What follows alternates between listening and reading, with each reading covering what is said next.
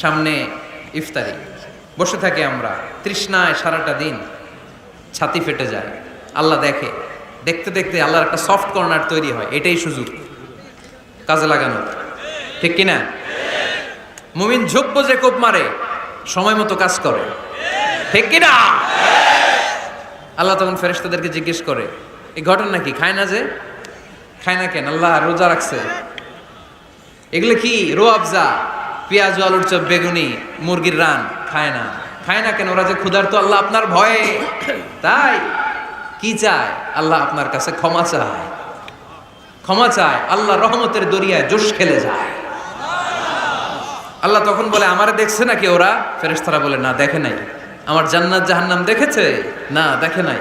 আমারে না দেখে, জান্নাত জাহান্নাম না দেখে আমার এত ভয় করে? যাও, আজকের এই রোজার বিনিময়ে এখন বান্দা যা চাইবে সব কবুল করে নেব।